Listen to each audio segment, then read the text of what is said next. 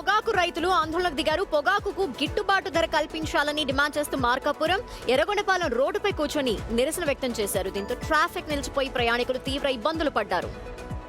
పొగాకు రైతులను ప్రభుత్వం భిక్షగాళ్లలా చూస్తోందని రైతు సంఘాల నేతలు ఆగ్రహం వ్యక్తం చేశారు. పంటకు గిట్టుబాటు ధర లేక రైతులు తీవ్ర ఆర్థిక ఇబ్బందులు ఎదుర్కొంటున్నారని, 1000 కోట్ల రూపాయలు కేటాయించి ప్రభుత్వం మార్కెట్ ద్వారా పొగాకు కొనుగోలు చేసి ఆదుకోవాలని డిమాండ్ చేశారు. ప్రభుత్వం సానుకూల నిర్ణయం తీసుకునే వరకు తమ పోరాటం కొనసాగిస్తామని రైతులు హెచ్చరిస్తున్నారు. పొగాకు సంబంధించి మోర్ అప్డేట్స్ అందించేందుకు మా ప్రతినిధి శ్రీనివాస్ అందుబాటులో ఉన్నారు. శ్రీనివాస్, ఇటు మొత్తంగా అక్కడ ఉన్నటువంటి సిచ్యువేషన్ అయితే కొంత అడవుడిగా అయితే కనిపిస్తా ఉంది. రైతులు ఏమంటా ఉన్నారు? మరి పొగాకుకు సంబంధించి కొనుగోలు ప్రభుత్వం చేస్తుందా లేదా? విజయ్, ఇక్కడ కానీ చూసుకున్నట్లయితే ప్రకాశం జిల్లాలో పొగాకు కొనుగోలు ప్రారంభమై సుమారు 100 రోజులు దాటింది.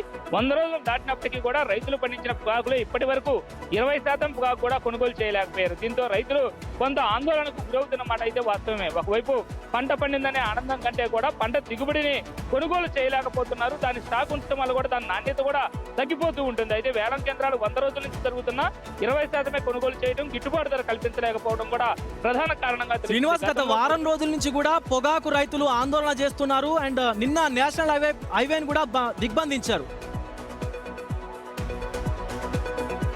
ఇక్కడ కానీ చూసుకున్నట్లయితే విజయ్, పొగాకు రైతులు అనేది గత 100 రోజుల్లో సుమారు 2 నెలలుగా కూడా ధర్నాలు చేస్తున్నారు. అయితే ప్రభుత్వం నుంచి సానుకూల స్పందన రాకపోయేసరికి ఈ ధర్నాలు కూడా ఉధృతం చేస్తున్నారు. నిన్న చూసుకున్నట్లయితే జాతీయ రహదారులు దిగ్బంధనం చేసినటువంటి రైతులు, రైతు సంఘ నేతలు ఈ రోజు మార్కాపురం జిల్లాలో కూడా అదే విధంగా రహదారిపై బైఠాయించి భారీ ఎత్తున ఆందోళన కూడా చేపట్టారు. అటు మార్కాపురం నుంచి ఎర్రగొండపాలెం పోయేటువంటి రహదారిపై భారీగా చేరుకున్నటువంటి రైతులు, రైతు సంఘ నేతలు పూర్తిగా కూడా ట్రాఫిక్ కు అంతరాయం కలిగించారు.